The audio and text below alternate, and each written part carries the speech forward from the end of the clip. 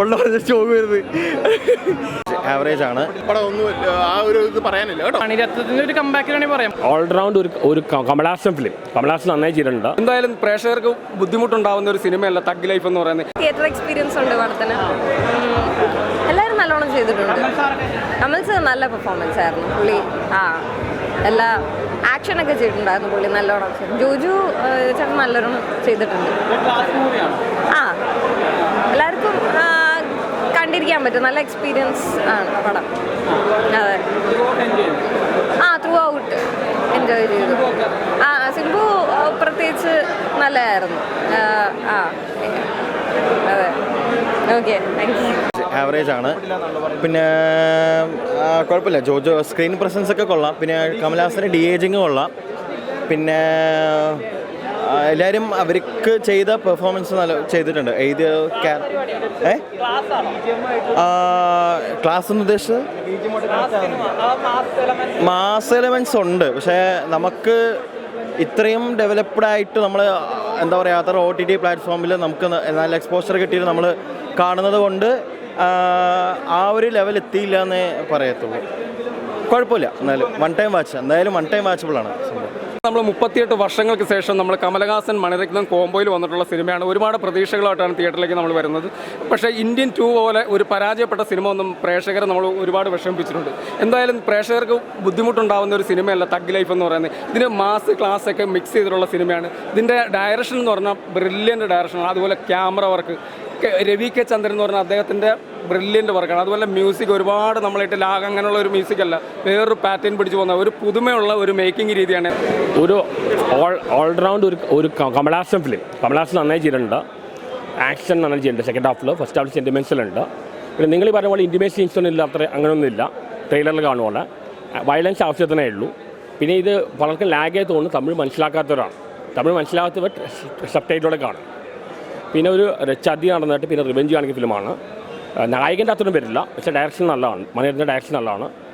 നല്ല സ്റ്റോറി ഉണ്ട്.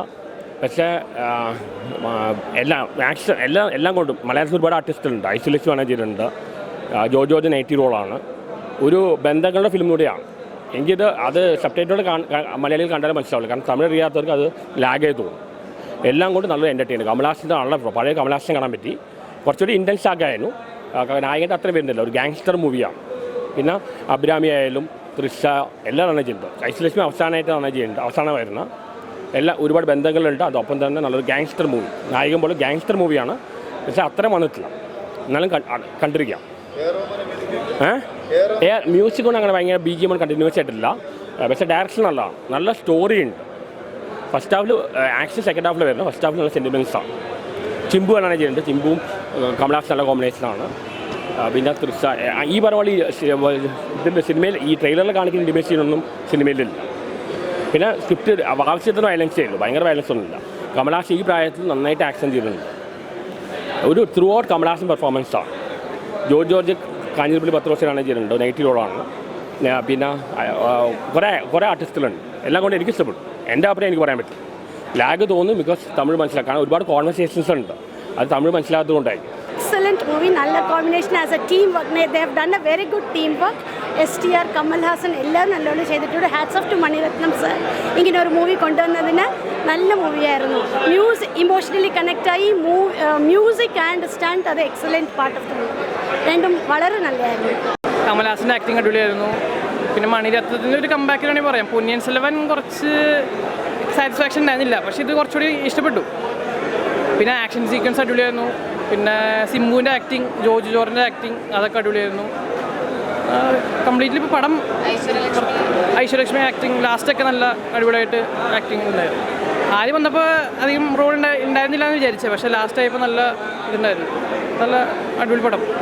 പുള്ളി ഇപ്പം എന്താണ്, പുള്ളി മര്യാദയ്ക്ക് കൂടുതൽ ആക്ഷൻസോ ഒരു പക്ക കറക്റ്റായിട്ട് എങ്ങനെ ചെയ്തു വെച്ചിട്ടുണ്ടോ എല്ലാം മണിരത്നം അവിടെ ചെയ്തിട്ടുണ്ട്. ടെക്നീഷ്യൻ്റെ ഭാഗത്തൊന്നും ഒരു രക്ഷയില്ല.